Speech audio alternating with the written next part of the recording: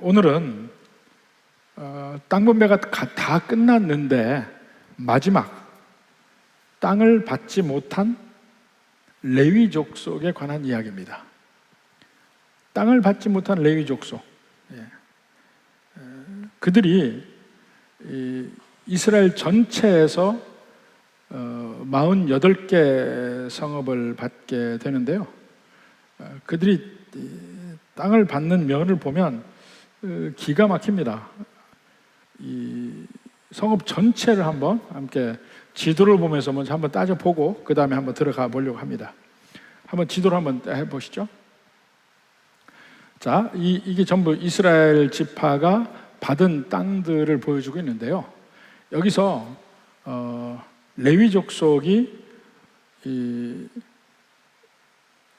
세 개의 패밀리가 있습니다. 세 개의 패밀리. 하나가 그핫 자손, 그 다음에 게르손 자손, 무라리 자손. 이 세 족속이, 세 자손이 있습니다. 그핫, 게르손, 무라리. 그런데 이 그핫 자손에서, 분위기가 보니까 그핫? 처음 들어보는 사람들이 여럿이 있는 것 같아요. 그핫 자손 중에서 둘로 나눕니다. 아론의 일가족과 제사장 족속이죠. 아론의 일가족과 아론의 일가족이 아닌 나머지 그핫 자손. 그래서 전부 레위 족속을 넷수로 구분을 합니다. 그래서 넷수로 구분해서 땅을 나눠줍니다. 땅을 나눠주는데 우선 여기서 요약적으로 얘기하는 것이 1절부터 3절은 레위 족속이 그 이스라엘 전체에 나와서 우리에게 약속한 땅을 달라 하는 것이고 4절부터 8절까지는 요약해서 그들이 받게 되는 것을 이야기합니다. 그러니까 그 4절에도 제사장 아론의 자손, 또 5절에 그핫 자손들 중에 남은 자들, 6절에 게르손 자손들, 7절에 무라리 자손들, 이렇게 7절까지 4, 5, 6, 7이 레위 족속 전체를 넷으로 나눠서 몇 성읍씩 받는지를 요약해서 이야기를 해요. 그리고는 구체적으로 8절부터 목록을 이야기합니다. 그래서 목록을 좀 잠깐 설명을 하려고 합니다. 먼저 이 그핫 자손 중에 아론의 자손들, 그핫이 둘로 나눈다 그랬죠? 아론의 자손들은 유다, 시므온, 베냐민에서 받아요. 한번 지도를 보시죠. 지도. 네. 거기서 보면 유다, 시므온, 베냐민에서 받아요. 그게 어디입니까? 그러니까 아론 족속은, 자, 거기에 있는 핑크색이 유다 지파가 받은 땅이에요. 그 안에 녹색이 시므온 지파의 땅이에요. 핑크색 바로 위에 밤색이 베냐민 지파의 땅이에요. 거기에서 전부 합해서 13성읍을 받습니다. 거기서 13성읍을 받아요. 그러니까 베냐민 지파에서 주로 넷 하면 12이죠. 하나가 더해서 13성읍을 받는 겁니다. 자, 그렇게 해서 아론 자손들이 이 세 지파에서 13을 받고, 그러니까 벌써 분위기가 느껴지잖아요. 세 지파씩 넷으로 나누면 12지파잖아. 그런 식으로 나누는 겁니다. 그 다음에 그핫 자손 중에 20절에 보니까 그핫 자손 중에 남은 자들 있죠. 그 사람들은 어디서 왔냐면 에브라임, 단, 그리고 므낫세 반지파. 어디입니까? 에브라임이 어디예요? 에브라임이 바로 예루살렘 바로 위에 베델이 있는 쪽이 에브라임이죠. 단지파, 이것은 단지파가 사사기에서 북쪽으로 올라가기 전의 단지파예요. 그 단지파, 그리고 므낫세 반지파, 요단강 서편에 있는 요곳에서 그핫 자손에서 아론 자손이 그 아론 자손이 아닌 그 남은 자들이 받는데, 자, 전부 10성읍을 여기서 받습니다. 자, 그들이 10성읍을 여기서 받아요. 그 다음에 게르솜 자손은, 좀 높여보세요. 게르솜 자손은 동편에 므낫세 반지파가 있죠. 거기서 이제 바산, 골란, 이게 다 그쪽입니다. 그 다음에 이사갈, 그리고 아셀, 납달리. 어느 지역인지 아시죠? 북쪽의 모든 땅, 스불론 빼고 이사갈, 납달리, 아셀, 므낫세 동편에 있는 거기서 전부 13성읍을 받습니다. 자, 게르솜 자손이. 그러면 무라리 자손은 스불론, 루벤, 갓지파에서 받아요. 자, 스불론이 빠졌었죠? 스불론에서 받고 갓지파 아래가 루벤이에요. 조금 크게 봅시다. 갓지파 아래가 루벤이에요. 아니, 밑으로 보자고. 제가 말을 잘못했어요. 미안해. 그렇게 너무 하지 말고 좀 작게 전체를 봐야 되니까. 예. 사해바다 바로 오른쪽에가 루벤이요. 그 옅은 밤색이 루벤, 그 위에 파란색이 갓지파, 스불론은 중간에 껴있죠. 아셀, 스불론, 이사갈 이렇게 되어 있는데 그 세 군데에서 다시 12성읍을 받습니다. 그러니까 세 지파씩 이렇게 나눠가면서 그들이 레위 족속이 넷수로 나눠서 세 지파씩에서 받게 돼요. 근데 그 받을 때 그 성읍들을 보면 그 지역의 중심 지역이야. 생각해 보세요. 그러니까 예를 들어서 그 레위 지파에게 준 성들을 보면 11절에 헤브론이 있죠. 헤브론. 유다 지파의 중심 지역이야. 심지어는 그것도 여분네 아들 갈렙이 그건 우리 땅이라고 막 전쟁에서 자기가 차지했던 땅이에요. 근데 그 땅을 레위 족속에게 줘요. 그게 도피성이기도 하고 레위 족속에게 줘요. 그러니까 12절에 그 성읍의 밭과 촌락들은 갈렙에게 주라. 주변 땅은 갈렙이 받아. 그렇지만 성 자체는 레위 족속이 갖게 되는 거야. 갈렙이 차지했는데 이게 내 땅인데 그거 84세가 됐어도 이거 하나님 내게 주신 땅이라고 내가 차지한다고 여호수아에게 얘기해서 차지한 땅이잖아요. 근데 그 땅의 가장 핵심 부분을 레위 족속에게 주게 돼. 자, 그리고 그 헤브론, 그리고 15절에 보면 드빌이라는 데가 나오죠. 또 16절에 벳세메스라는 곳이 나오죠. 그리고 17절에 기브온이라는 곳이 나오죠. 거기가 전부 중요한 도시들입니다. 중요한 도시들이에요. 또 에브라임 20절부터 이제 그앗 자손의 남은 자손, 그 다음에 레위 족속이 받는 땅을 보면 에브라임에서 받잖아요. 근데 에브라임에서 어디를 받냐면 21절에 봐요. 세겜, 게셀, 베토론, 전부 중요한 중심 도시들이에요.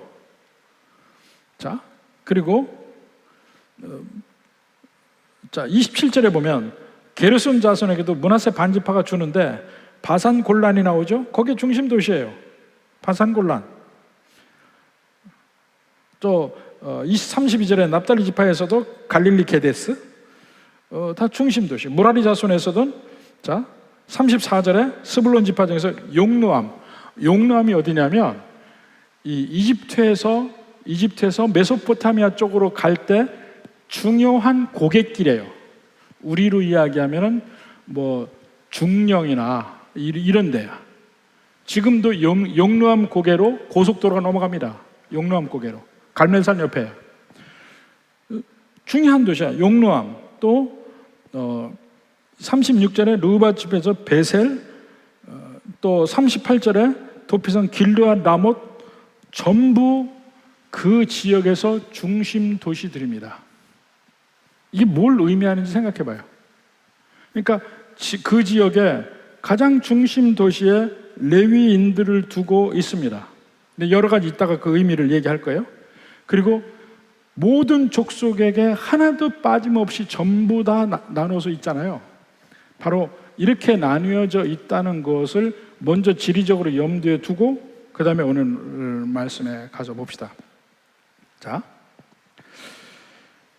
레위인들이 이렇게 이스라엘 전역에 흩어져 살게 되고 이렇게 성읍을 받는 것은 두 가지 사건이 있어서 그렇습니다. 두 가지 사건의 결과물이에요. 원래는 레위인들이 이렇게 흩어져 사는 것은 이스라엘 레위 족속에게 임한 징벌의 결과였어요. 징벌의 결과. 이 야곱이 20년간 이 하란에서, 이 밧단 아람에서 그 삼촌 라반의 집에서 생활하다가 돌아왔을 때 그가 베델로 가야 되는데 베델로 가지 않고 세겜으로 가잖아요. 그때 야곱의 딸 딘나가 거기서 겁탈을 당해. 그 문제로 그 세겜 사람들을 속여서, 하몰과 세겜을 속여서 전부 할례를 받게 하고 그들이 세겜 남자들의 고통을 받고 있을 때 시므온과 레위, 그러니까 야곱의 둘째 아들과 셋째 아들이 잔혹하게 그들을 살해합니다. 그 일을 가지고 나중에 야곱의 그 12아들에 대한, 그 이후에 12지파에 대한 그 축복의 노래 가운데에서 그들의 운명, 시므온과 레위의 운명에 대해서 이야기를 합니다. 자, 창세기 49장 5절부터 봅시다. 시므온과 레위는 형제요, 그들의 칼은 폭력의 도구로다. 내오나 그들의 모의에 상관하지 말지어다. 내 영광과 그들의 집회에 참여하지 말자. 그들이 모의를 해서 세겜 사람을 죽였거든. 비록 그들이 이방인이었지만은 정당하지 않은 방법으로 그들을 죽였단 말입니다. 내 집회에 참여하지 말자. 그들이 분노대로 사람을 죽이고 그들이 혈기대로 소의 발목 힘줄을 끊었음이로다. 세겜 사람들 한 일을 얘기하는 겁니다. 그 노여움이 혹독하니 저주를 받을 것이요, 분기가 맹렬하니 저주를 받을 것이라. 그 저주의 내용이 뭐냐면 내가 그들을 야곱 중에서 나누며 이스라엘 중에서 흩으리로다. 사실 그것은 야곱의 그 축복시지만 사실은 여호와 하나님의 말씀이 담겨 있는 거예요. 시몬과 레위를 그들을 치겠다는 겁니다. 그러니까 사실은 시몬과 레위가 두 사람이 모의해서 그런 악한 일을 했는데 그것이 모든 시몬 지파, 레위 지파까지 영향을 미쳐요. 왜 그럴까요? 시므온 속에 시므온 지파가 다 있고 레위 속에 레위 지파가 다 있어요. 에덴 동산에서 아담이 죄를 지을 때 모든 인류가 아담 속에 다 있어요. 그래서 아담의 운명을 거기서 함께 받는 겁니다. 아담은 대표 선수야. 지금 시몬과 레위가 세겜 사람을 죽이는 일에도, 잔혹하게 죽인 일에도 마치 그 시몬과 레위가 한 개인이 아니고 일종의 그 이후에 난 모든 사람의 대표 선수로 그 일을 했다는 거예요. 그래서 그 지파의 운명이 결정되는데 그 가나안 땅에 들어가더라도 시몬도 다 흩어버리고 레위도 흩어버리라. 이것이 벌입니다. 그들에게 있는 벌이에요. 실제 땅의 분배를 보면은 시므온도 브엘세바를 중심으로 해서 유다 지파 안쪽에 땅을 받긴 받았는데 그리고 그 존재 자체가 나중에 없어져요. 정확하게 이것이 시므온 지파의 땅이다, 이게 없어요. 완전히 유다에게 흡수돼 버립니다. 레위도 흩어져요. 레위 지파도 전부 흩어지는데, 그런데 또 하나의 사건 때문에 레위는 흩어졌는데도 불구하고 자기들의 그 정체성이 훼손되지 않아. 끝까지 레위 지파로서 그들이 남아있을 수 있게 됐어요. 그 사건이 뭐냐면 출애굽기의 금송아지 사건이에요. 금송아지 사건. 모세가 시내산에 올라가서 하나님과 함께하며 40일을 금식하며 하나님이 주신 십계명 돌판 둘을 가지고 내려옵니다. 내려와서 보니까 이미 이 땅에서는 난리가 났죠. 기다리다 못한 그들이 아론을 겁박해서 애굽에서 인도한 신을, 그 송아지를 만들어서 그것을 음란하게 경배하고 그렇게 하는 것을 모세가 봤죠. 모세가 분노합니다. 돌판을 던져 깹니다. 그리고 그 다음에 모세가 하는 행동을 보십시오. 출애굽기 32장 26절. 이에 모세가 진문에 서서 이르되 누구든지 여호와의 편에 있는 자는 내게로 나아오라 하매 레위 자손이 다 모여 그에게로 가는지라. 모세 자신도 레위 지파예요. 모세도. 근데 그 레위 지파 사람들이 모세 뒤에 모여서 여호와의 편으로 씁니다. 이스라엘 백성은 전체가 다 금송아지에게 속해 있고, 그러니까 27절에 보면 모세가 그 레위 자손들에게 전부 쳐서 죽이라고 이야기합니다. 각각 허리에 칼을 차고 이면에 저문까지 왕래하며 그 다음에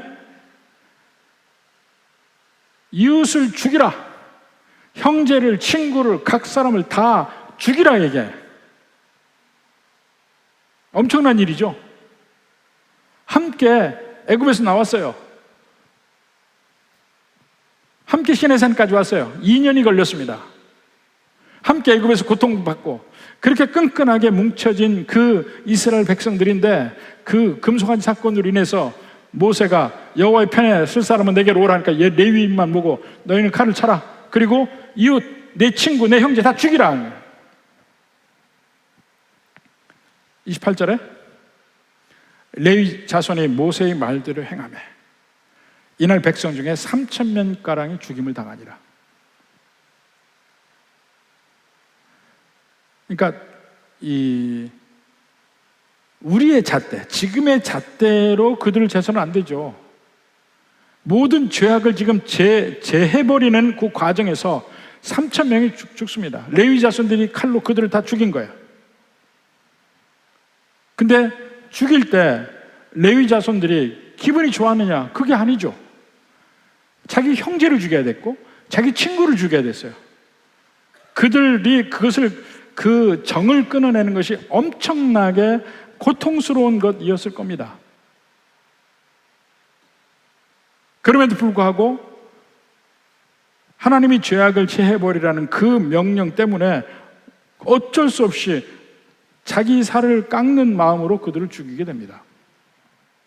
그럴 때 29절에 보면 모세가 이르되 각 사람이 자기 아들과 자기 형제를 쳤으니, 자기 아들도 쳤대, 자기 형제도 쳤으니 오늘 여호와께 헌신하게 되었느니라.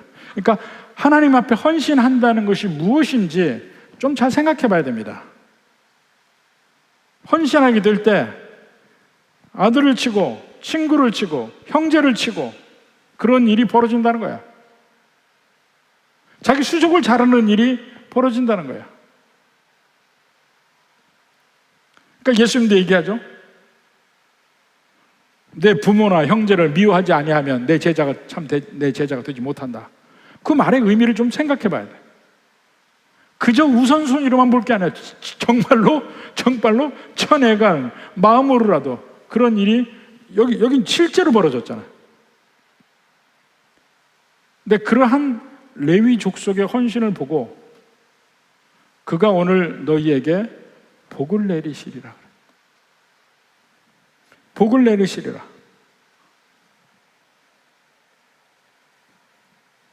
그래서 그들에게 복을 내리시라는 모세의 말이 있죠. 그렇다고 해서 야곱의 찬송시를 통해서 시므온 지파 다 흩어질 것이다, 레위 지파 다 흩어질 것이다, 이 말이 번복되진 않아요. 그 말이 유효한 가운데 복을 내리는 길로 가는 겁니다. 그게 어떻게 가냐면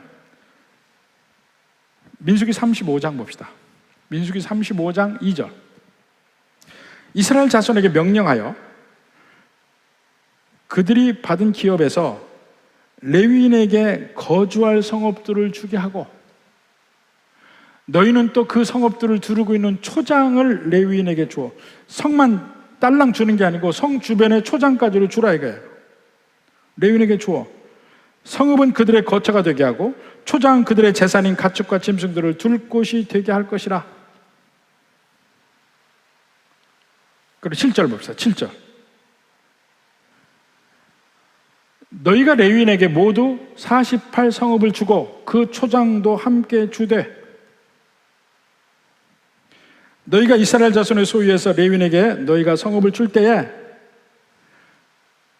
많이 받은 자에게서는 많이 떼어서 주고, 각기 적게 받은 자에게는 적게 떼어 줄 것이라. 각기 받은 기업을 따라서 그 성읍들을 레위인에게 줄지니라. 이 약속이 있는 거예요. 그래서 그 약속에 따라서 오늘 21장 1, 2, 3절을 봐요. 이제 땅 분배가 다 끝나고 나니까 레위인이 그들에게 나와서 이제 우리에게 분배된 땅을 주라. 48성읍. 그 얘기를 하는 겁니다. 오늘 본문 1절 봅시다. 그때 레위 사람의 족장들이 제사장 엘르아살과 눈의 아들 여호수아와 이스라엘 자손의 지파 족장들에게 나와 다 모인 거예요. 실로에서. 여호와께서 2절에 여호와께서 모세에게 명령하사 우리가 거주할 성읍과 우리 가축을 위해 그 목초지를 우리에게 주라 하셨나이다. 그러니까 이스라엘 자손이 여호와의 명령을 따라 자기의 기업에서, 중요합니다, 자기의 기업에서 이 성읍들과 그 목초지들을 레위 사람에게 주었습니다. 그 이후에 목록이 오늘 읽은 거예요. 레위 지파 안에 세 패밀리가 있습니다. 그핫, 게르손, 므라리. 근데 그핫 안에 아론 자손들이 있어. 아론, 제사장 계열 아론 자손. 그래서 그핫을 둘로 나눠서 아론과 나머지, 그리고 게르손, 므라리 네 수로 나눠서 각각 대충 세 지파씩 나눠서 줍니다. 물론 완전히 333은 아니에요. 그 므낫세 반지파가 있어가지고 서로 넣고 빼는 게 좀 있습니다만은 전체적으로 세 지파씩 네 수로 나눠서 준 거예요. 그러니까 여기서 우리가 볼 수 있는 것은 첫 번째로 레위인들이 와서 요구하는 게 뭡니까? 하나님이 우리에게 주신다고 약속했다. 그러니까 주라. 이 갈렙은 또 말했어. 갈렙. 하나님이 내게 약속하신 것이니까 저 헤브론 내게 주라. 내가 가서 차지할 거니까. 그러니까 달라는 것은 법적 권한을 달라는 거야. 차지하는 건 내가 하겠다는 거죠. 그래서 실제로 헤브론을 갈렙이 전쟁에서 차지합니다. 그 성을 차지하는 젊은이에게 내 딸 악사를 주겠다 얘기를 했어요. 그래서 제1대 사사 온니엘이 가서 차지합니다. 그 온니엘이 그 갈렙의 사위잖아. 그 헤브론을 차지해요. 하나님이 약속하신 것을 구하는 거야. 요구하는 거야. 하나님 내가 약속했으니까 달라. 이게 바로 우리의 기도의 모양입니다. 기도할 때 무턱대고 하나님께 달라고 하는 거 아니에요. 내가 하나님께 달라고 할 때는, 간청할 때는 하나님이 내게 주신다고 한 약속 중에 있는지를 생각해 봐야 돼요. 어떤 거는 잘 모르잖아요. 이게 내 욕심으로 달라고 하는지 정말 하나님의 약속 안에 있는지 잘 모를 때가 있어요. 구체적인 것들은. 근데 한번 구해봐요. 구해보면 중간에 이것이 아니면 기도가 바뀌어요. 중간에 조금 하나님께 미안한 게 나와. 아, 이건 내가 좀 과하다, 이 마음이 들어요. 그래서 그걸 좀 제합니다. 그러니까 그냥 이제 알기 쉽게 숫자로 얘기하면, 하나님, 나 이번 시험에 100점 맞게 해주세요. 기도했어요. 근데 기도를 한참 하다 보니까 내가 공부한 거 생각하면 너무 하나님께 너무 뻔뻔한 것 같아. 그래서 중간에 기도가 바뀝니다. 하나님, 89점만 맞게 해주세요. 기도가 바뀌어요, 그렇게.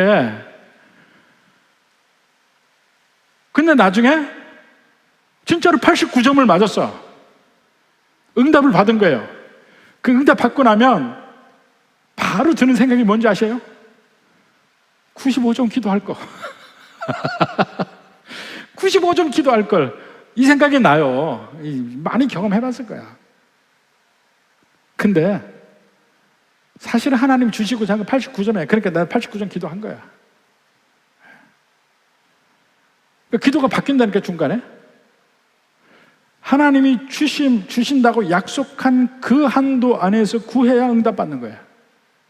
그리고 그 한도 안에 있는 것이라고 확신이 들면 죽기 살기로 하나님께 매달려서 받을 수 있어야 돼. 그게 기도의 능력이에요. 그냥 성경에 이렇게 돼 있으니까 그냥 다 내 거다? 아니에요. 기도해서 받아야 돼. 성경에 약속된 것도 기도해서 받아야 돼. 지금 여기 레위 사람들이 하나님이 그 전에 약속했으니까 나에게 주시겠지 하고 입 닫고 있지 않았어요. 와서 달라고 그랬어요. 하나님 하신 거니까 우리 주시오, 48개 성읍 얘기한 거야. 갈렙도 마찬가지야. 하나님 약속했다고 그걸로 끝나고 가만히 있지 않았어요. 근데 가만히 있어도 하나님 주시겠지 약속했으니까. 아니에요. 달라고 약속했어요. 요구했어요. 그리고 진짜로 그걸 얻기 노력했습니다. 성경의 하나님의 약속과 그 약속이 내 삶 속에 실제로 이루어지는 것, 그 사이에는 우리의 부단한 노력과 기도와 간구가 필요합니다. 그게 꼭 필요하다니까요. 이걸 자꾸 잘못 이해하는 사람이 있어요. 하나님 주시겠다 약속했으면 나 아무것도 안 해도 될 줄 알아요. 저도 처음에 그렇게 알았다가 피 본 일이 한두 번이 아니에요. 안 이루어져요. 약속만 믿고 내가 아무것도 안 하면. 약속이 있을 때 그것을 확신하면 얻기 위해서 온갖 노력을 하고 그것을 위해서 기도하고 그렇게 가야 됩니다. 그래야 비로소 얻을 수 있습니다. 성경은 계속 그래왔어요. 주심하고 약속한 땅이 있고 발바닥으로 밟아라 하는 게 있고, 약속이 있으면 그거 내 거요 하고 주장하는 것도 필요하고, 하나님 앞에 매달리는 것도 필요하고, 그렇게 해서 얻는 거예요. 무엇이든 부족하면 달라고 해라, 하나님 앞에. 심지어는 지혜가 부족하거든, 야고보서 1장 5절, 지혜가 부족하거든 후히 주시고 꾸짖지 아니하는 하나님께 구하라. 그리하면 주시리라. 지혜로 구하는 거예요. 하나님, 이거 너 어떻게 해야 될지 모르겠습니다. 하나님 알려주십시오. 그러니까 하나님의 약속 안에서 우리가 사는 법, 레위인의 요청, 또 레위인이 받는 이런 면에서 우리가 볼 수가 있습니다. 그리고 하나님이, 이 레위인이 누굽니까? 하나님의 일을 위해서 따로 떼놓은 사람들이에요. 그래서 이들에게는 가나안 땅을 안 주셔요. 안 주셔. 그리고 그들은 하나님 일을 함으로써 먹고 살게 했어요. 그들은 완전히 특별한 사역을 위해서 구별된 사람이에요. 하나님 앞에 제사를 드리고 성전을 지키고 관리하고, 그리고 이스라엘 전체 이스라엘 백성들을 말씀으로 가르치는 역할을 했습니다. 가르치는 역할을. 이 일을 위해서 하나님이 따로 부르셔서 분복을 안 주신 이유는 뭐냐면, 이들은 하나님이 주셔요. 하나님이 그들을 그들의 생활을 책임지셔요. 그런데 하나님이 책임지셔서 그 땅을 분배를 안 해주고 따로 떼어놨는데 이들이 살 곳을 정해주는데요. 각 지파에서 가장 핵심 지역, 중심 성읍들을 레위인에게 주게 합니다. 주게. 하나님이 주시는데 실질적으로 주는 건 누가 줘요? 12지파가 자기가 받은 땅에서 가장 핵심적인 것을 레위인에게 주게 돼 있어요. 갈렙도 이거 내 땅이요. 하나님 약속하셨어. 받았어요. 받았는데 그 가운데 핵심되는 헤브론 성은 레위인에게 줘. 도피성이야. 다시 얘기하잖아요. 갈렙은 그 성읍의 밭과 그 주변 촌락, 그걸 갈렙이 갖게 되는 거야. 헤브론을 갈렙이 가졌다 하지만 성읍은 레위인에게 다시 줬어야 돼요. 각 지파의 가장 중심되는 중요한 성읍은 다 레위인이 가졌습니다. 자, 그러면 각 지파의 가장 중심 성읍이잖아요. 그건 레위인 성이야. 그럼 무슨 일이 벌어지냐면 그들이 그 지파의 가장 중심성에 레위인의 성이 있고 레위인이 거기 있으면서 그 지파의 모든 사람들이 여호와의 말씀을 가르침을 받으려면 그 성에 와요. 그러니까 실질적인 그 지파의 중심지가 레위인의 성이 되는 거야. 유다 지파의 중심지도 헤브론이 되고 또 그 에브라임의 중심지가 다시 또 어디가 되고 또 세겜이 되고 그 가장 중심 도시가 그 이 지파의 중심 도시인데 그 지파의 도시가 아니고 레위인의 성이야. 거기에 와서 말씀을 배우는 거예요. 그리고 요단 동편의 세 성, 서편의 세 성 해서 도피성이 돼서 하루길로 다 갈 수 있게 된 전부 그 레위인의 성이에요. 도피성이 전부 다. 그러니까 이스라엘 모든 생활의 가장 중심지가 지파별 중심지가 레위인의 성이에요. 가장 핵심되는 성, 중심성을 레위인에게 도려내줘야 됐고 레위인은 어떻게 합니까? 아, 나는 이 헤브론 성을 유다에게 받아서 갈렙에게 받아서 그렇게 얘기 안 해요. 하나님이 내게 주셨어 이렇게 얘기하지. 하나님이 주신 거 전부 다. 근데 각 지파의 가장 중심되는 성읍이고 그 중심 성읍을 통해서 그 지파의 영적 생활이 유지가 되는 거예요. 마치 레위인은요 전체 이스라엘의 진정한 빛과 소금이에요. 그들이 그 지파의 중심에 있지 아니하면 그들의 영적 생활이 보장이 안 돼.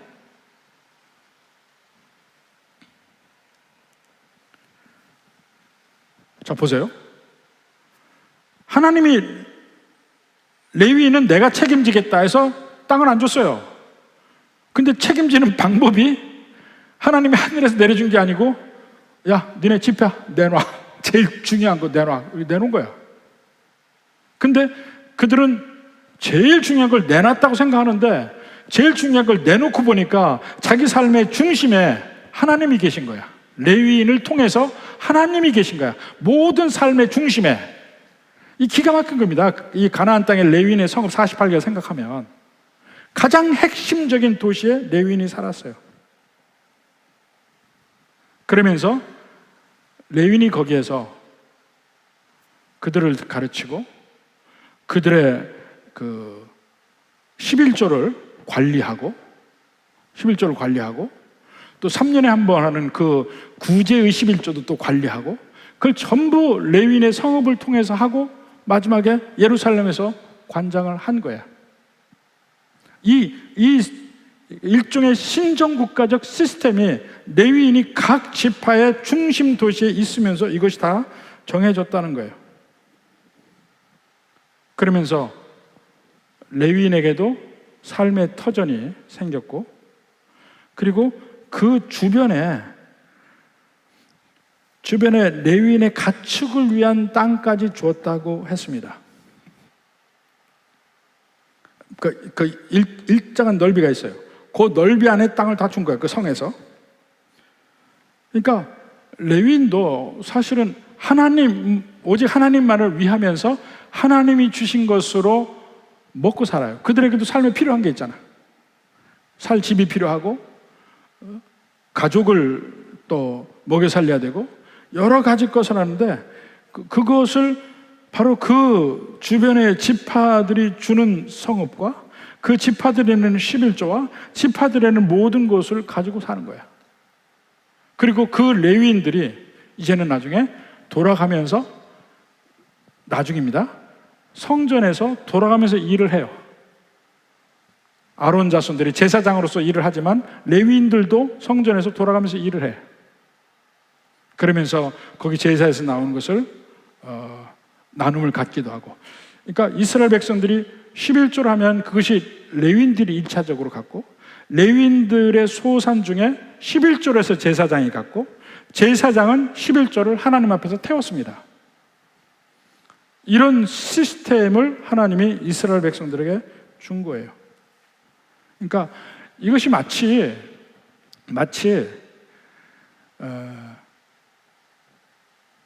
구약에서 그 전통들이 지금도 상당히 유대인들에게는 남아 있어요. 유대인들에게는. 그러니까 이 서양의 교회도 마찬가지입니다. 그 유대인들의 모든 삶의 중심이 전 세계에 퍼져 살지만, 유대인들이 모여 사는 곳에는 언제나 그 가장 중심에 시나고그가 있어요. 회당이. 그것을 그들은 템플이라고 불러요. 그래서 미국 전역에도 어디를 가도 유대인들이 사는 곳마다 그 회당이 있어요. 시나고그가 있어요. 그러면 템플 뭐라고 이렇게 딱 돼 있거든. 그럼 그게 그 지역의 모든 유대인들의 삶의 중심지가 돼. 마치 가나안 땅에서 각 지파의 삶의 중심지가 유대인, 그 레위인들의 성읍이 되듯이 그렇게 됐어요. 그리고 그러한 면이 사실은 예수님 이후의 교회도 마찬가지야. 초창기에는 이 사도행전에 보더라도 처음에는 그 교역자와 성도들의 구분이 별로 없었어요. 별로 구분이 애매했어요. 점점 시간이 흐르면서 이제 구조가 분명하게 나눠지죠. 그래서 은사 중에도 이제 목사라는 말이 제대로 생기고, 이제 그런 면들이 이제 신약에서 나옵니다. 자, 그래서 신약에서 다른 세상의 모든 일을 하지 않고 목회를 하고 말씀을 가르치고 이런 일에 전념하는 목회자 또는 교육자의 개념이 정확하게 생깁니다. 그리고 그들은 다른 일을 하지 않고 이 일을 통해서 생활을 유지하고 먹고 살게 돼 있어요. 고린도전서 9장에 가서 봅시다.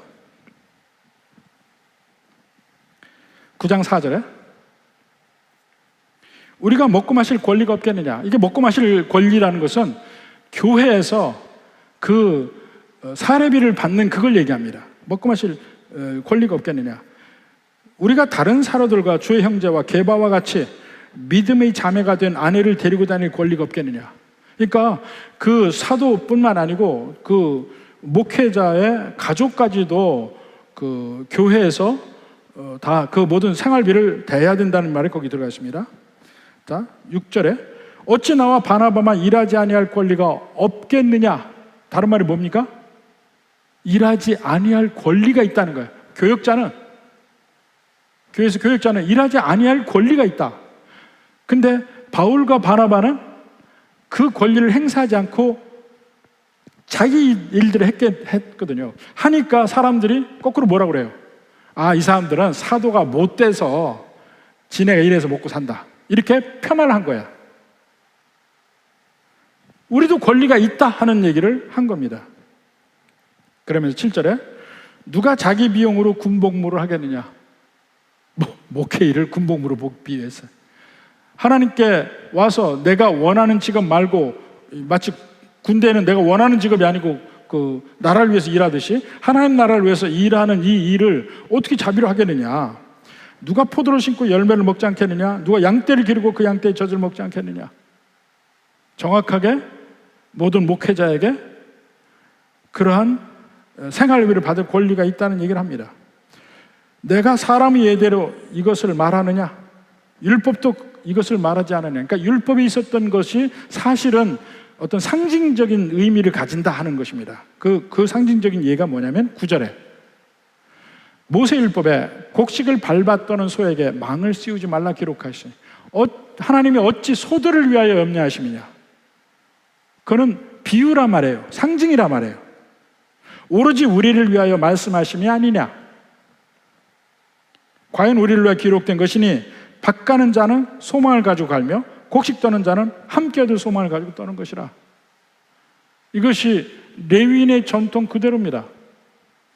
구약에서 이스라엘 백성을 위해서, 그들의 영적 생활을 위해서, 그들과 하나님과의 관계를 위해서 그 일에 전무하는 사람들이 레위인이고, 레위인은 하나님이 물질을 주십니다. 근데 하나님이 주시는 물질을 누구를 통해 주냐면 바로 이스라엘 백성들을 통해서 줍니다. 그리고 이스라엘 백성들 중에서 가장 좋은 걸로 주셨어요. 성읍을 배분한 걸 보면 알아. 가장 좋은 걸로 주셨다니까. 그리고 이스라엘 백성들은 기꺼이 갈렙처럼 내가 목숨을 걸고 빼앗아서 함락한 헤브론조차도 다시 레위인을 위해서 내놓잖아요. 가장 좋은 걸 내놓는다니까. 근데 그 결과는 뭐냐? 가장 좋은 걸 내놓으니까 모든 그 지파의 삶의 중심에 하나님이 계시는 거예요. 이게 묘한 관계예요. 그러니까 하나님 믿는 사람들이 당연히 교회 안에 있어야 되고, 교회 안에서 목회자를 가장 마음의 중심으로 섬길 때에 그들의 삶에도 하나님의 은혜와 복이 함께 있다는 거예요. 그건 이스라엘 백성들의 삶에서 레위인의 위치를 보면 알 수 있어요. 그리고 그들이 섬기는 걸 보면 12지파가 한 지파를 섬겨요. 11조로. 그러면 다른 지파보다 레위인이 사실은 삶이 훨씬 더 나았어. 단순하게 계산만 해봐요.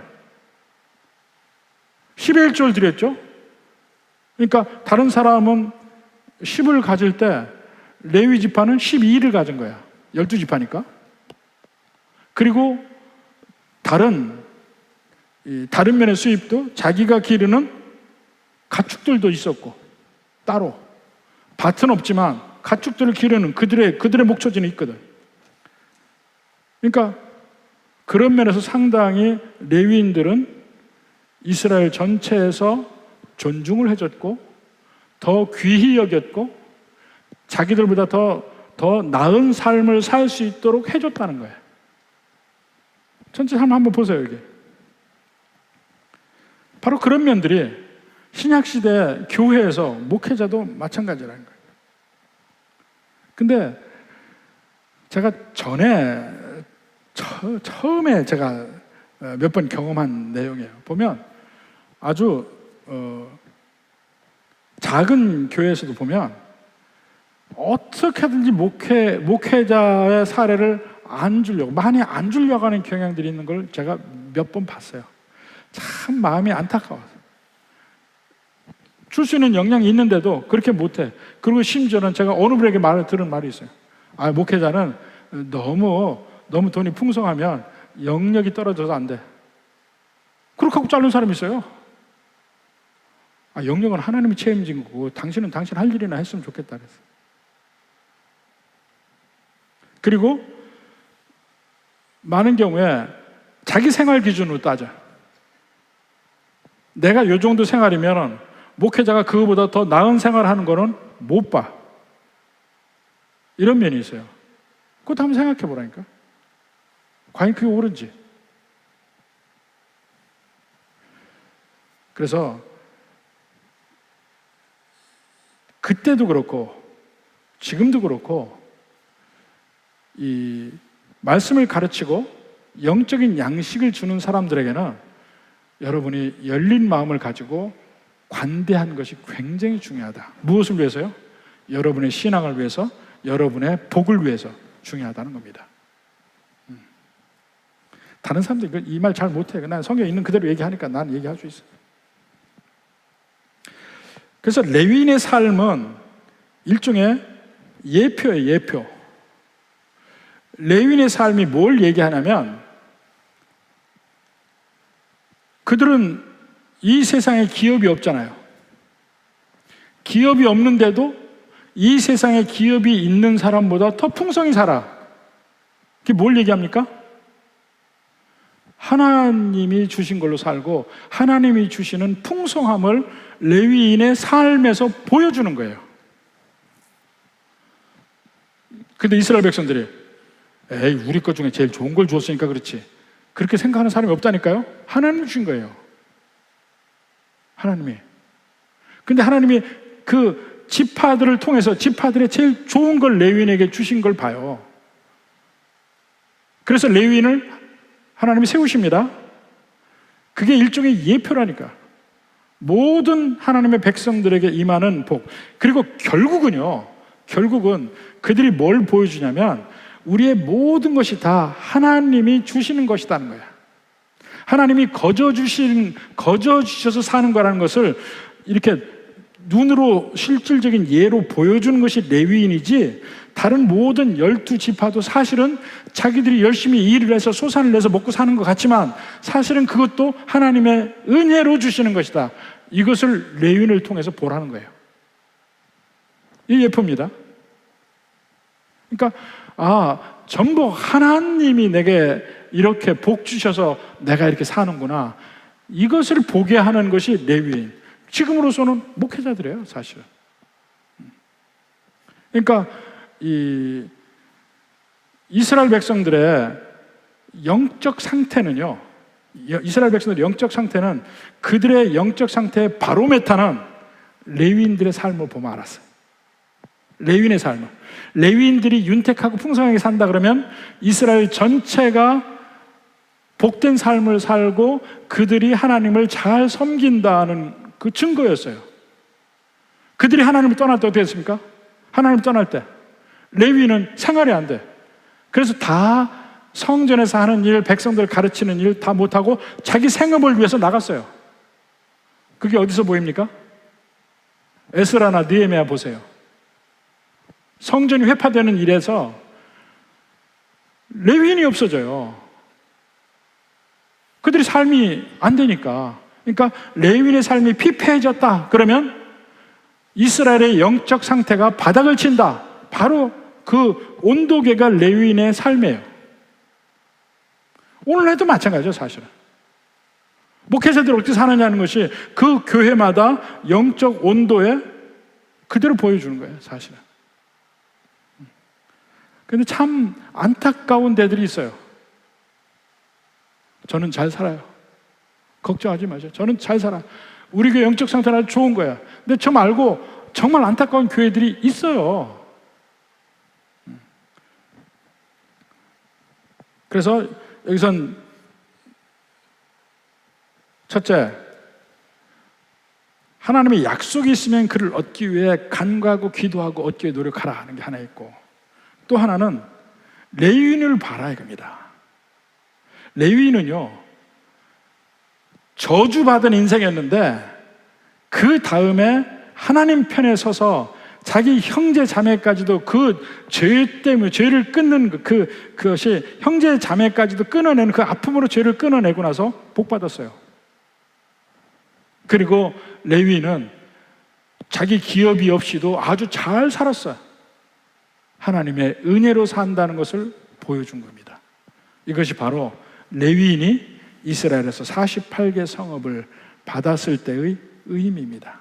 바로 이 뜻이 함께 깊이 우리 마음속에 새겨지기를 주의 이름으로 축원합니다.